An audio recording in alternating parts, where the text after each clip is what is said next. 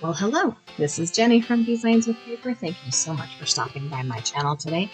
I have an art journal video for you, so get comfy and let's get crafty. I will be creating my art journal page based on this mood board created by Bea Grob for the Artsytrio Facebook group, which I will link down below in the description box. This mood board is feeling very February, very Valentine's Day, lots of florals, lots of pinks, lots of purples. So to begin, I will take this piece of mixed media paper. It's about 5.5 by 8.5 inches, and I will add a layer of liquid medium. This is Liquitex Basics acrylic medium. It's a gloss fluid medium, so not my favorite. It's not super glossy, but still not my favorite. But it will work to adhere this piece of pattern paper down to the top of my art journal page. This is a piece of pattern paper I found in my pink pattern paper drawer. I actually have drawers that has a geometric pattern with pinks and purples in it. So it was kind of perfect. I mean, it's got just the right color of pinks and purples. Once I have that liquid medium over the top of the paper, I will go ahead and heat dry this with my heat gun and trim off the edge. It is just slightly wider than, about 1/2 inch wider than my art journal page. So I'm just going to trim that down with a pair of scissors. And I guess technically it's called gloss fluid medium, not liquid medium. It's Liquitex. I don't know, whatever. Anyway, I'm just going to trim that off. And the next step on my art journal page is to add some texture through a stencil with texture paste.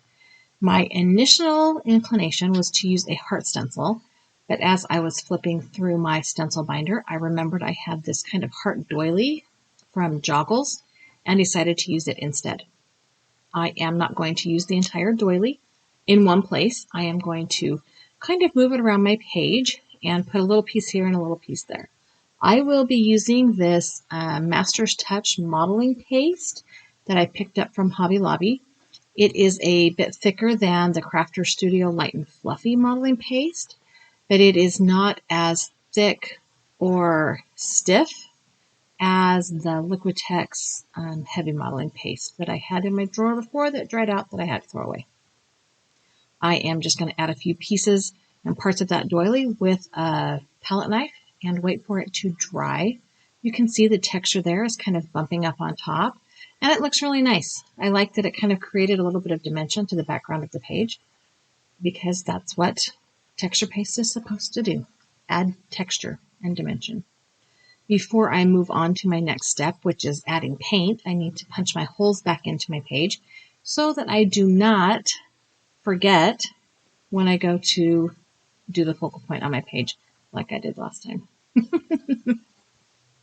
Okay, so in the mood board for this month's art journal page, we have lots of shades of pink and purple, both in the color combination in the bottom left, but also in the floral patterns and in the images. I also, though, want to add this green. So it will serve two purposes. I'm going to be using this Distress Paint. It's Bundled Sage, and it will add the green to the page, but it will also kind of knock back those purples and pinks that are really bright that maybe I don't want to be like quite as bright. I will also be using a dry brush to add this paint because somewhere in my mind, I thought I remembered observing that adding acrylic paint with a dry brush made it stick to the texture paste a little bit differently. I wanted to make sure that the paint, as it went onto the texture paste, kind of adhered more on top, didn't sink down into the nooks and crannies or whatever you want to call it of the texture paste. And I just thought I had remembered it being more visible when you adhered the paint with a dry brush. And you can see, or maybe you can't, depending on the angle that I'm holding it up to the camera, that it does appear to be darker on the texture paste than it was on the pattern paper. I am going to go ahead and dry that back with my heat tool. I want to make sure that the paint is dry before I go ahead with my focal point. So my focal point comes from this Stamperia Collectibles Ephemera book, and I have cut out all of these flowers. I have also inked around the edges to kind of hide that white core paper. And the other part of the mood board that really sang to me was the cup. Yeah, the cup. So I have taken this mood board, the image from the mood board, and blown it up on my computer and printed it out and added it to a couple pieces of scrap cardstock so that it's a little bit thick. And I will be putting these flowers into this cup.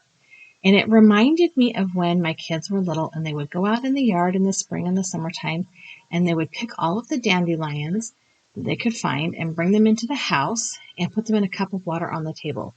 And it was just kind of the sweetest, cutest thing, right?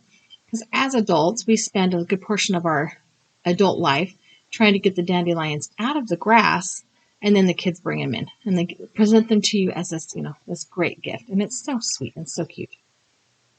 And it makes you sneeze like crazy when they bring the ones in that are ready to go to seed.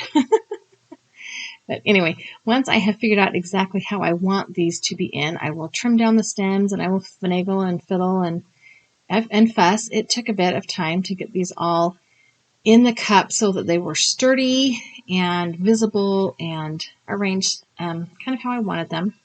That back little, I think it might be an orchid, is a little bit flimsy. I'll have to add a little bit more paint, or it might be a thistle.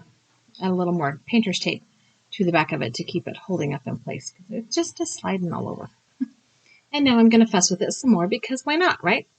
I haven't ripped anything or thrown it away in frustration yet, so it must not be done. Once I have all the little pieces of tape on the back holding my flowers into place, I will pull out my Tombow Mono liquid glue and add some glue to the back of this cup and the back of those flowers.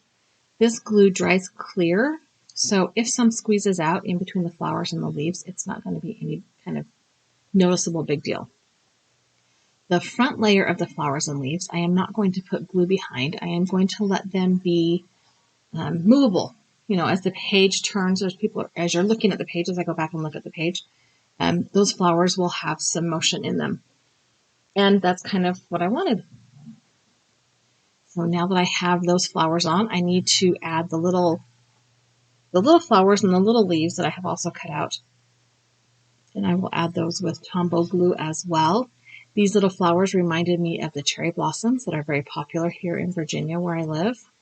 And in the springtime, we have trees that are full of these little pink flowers that look so pretty and make you sneeze like crazy. Okay, now that the fussing is done, before I move on, I am going to add the same pattern paper to the back of my page. It has kind of become my tradition to add pattern paper to the back of my Artsytrio pages because the first page I created, I made a huge mess of the back of my page. And it looked ugly and I didn't want it to look that way. So I am just going to go use my double-sided adhesive, my tape runner, to put that paper down. I don't have any wiggle room with that, but that's okay because it's back. And I will just trim down that side that's overhanging a bit, as same way I did on the front. It's a 12 by 12 inch piece of paper, so cut in half. Of course, it's going to be a little wider than my 5.5 inch piece of paper. And as I reached into my scissor drawer, I remembered I had these really awesome Tim Holtz scissors that I bought on a sale a couple weeks ago at Hobby Lobby, because when does Tim Holtz stuff ever go on sale, right? Okay, moving right along, cleaning up my mess. I have my focal image down, and I have the front and the back of my page. I do want to put the holes back in, because once again, I have covered up the holes.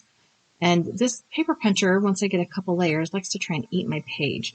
So probably I need to get a good handheld punch or something, or just a new 3-hole punch that won't eat the holes, eat my page. Okay, the holes are back in the page. I am going to add some shadow. In the mood board, the image was kind of a floating image with a shadow below it. I opted to not have it float and just have the shadow right underneath the cup. And I chose a watercolor pencil to do the shadowing today with a water brush. I have not done that before on an art journal page, but it was really a fantastic idea, if I do say so myself. It was really easy to add the pigment down. It was really easy to get that shadow in there. Then I decided to go ahead and move on to my kind of quote. I have these small talk stickers from Tim Holtz, the ideology. And the one I have chosen says, collect beautiful memories. And I do have lots of good memories of my children bringing me in handfuls and handfuls of picked flowers. Sometimes the ones right out of my flower bed that I wasn't really ready to have picked, but they bring them into my house and stick them in cups of water on the table. I also have many memories of those cups of water being knocked over and spilled all over the floor. But that's an art journal page for another day. Once I have the sticker down, I will go ahead and outline it with that watercolor brush. I do want to kind of hide that white core paper that the stickers are printed on. And then I noticed that because of the lighting in my craft room, the flowers and leaves that were not adhered were kind of creating a drop shadow, and I wanted to emphasize that. So I picked up that watercolor pencil again and started adding pigment underneath the leaves and flowers that were not adhered flat. And then for some reason, my water brush quit putting out water, so I just dumped on the craft mat and kept going. By putting the pigment underneath the flower and the leaf and then pulling it out, it just really emphasizes that drop shadow I was getting from the lighting in my room already. And I liked it, so I went with it. The parts that are glued down, I will just add a little bit of pigment around the outside edge of them, and it will still create that same kind of drop shadow effect. And it's not as in your face as a traditional outline, but it does kind of give it that dimensional look that I really like. I will go ahead and outline the rest of the cup and the handle, the thumb hole of the handle. And I'm really liking how this is going. I will add a little bit more pigment under the cup to kind of stretch out that shadow. And then I decided, why not add some splats? I have never used the pigment in a watercolor pencil to create ink splats, so why not? I just scribbled on my craft mat. I got it wet with a spray bottle and picked up a small paintbrush and started flicking it on. Now, to be fair, you cannot really see it in the video, and I'm not sure at all that you can see it in the photos either. It's kind of like freckles. You know, at the end of the summer, kids have freckles all over their face, and you don't really see the freckles first thing when you see them, but when you look, you can see the freckles. So that's how I feel about my little ink splats. I put freckles on my page, and that's okay. I had freckles growing up. I did not mind them at all. Okay, now that I have those ink splats all cleaned up and wiped up, and I can show you the page, and you can see that those flowers and leaves are kind of popping off just a little bit. I will go ahead and adhere the mood board to the back of my art journal page to serve as a reminder for the inspiration behind this page. I really enjoy being part of the Artsytrio Facebook group. It is a nice collaboration of hosts, lots of different viewpoints and artist styles, and very supportive people. So I hope you enjoyed watching me create this page. I think it has turned out exactly how I pictured it in my head. It really was fun. Thank you so much for stopping by my channel. I hope you have a really, truly fabulous day.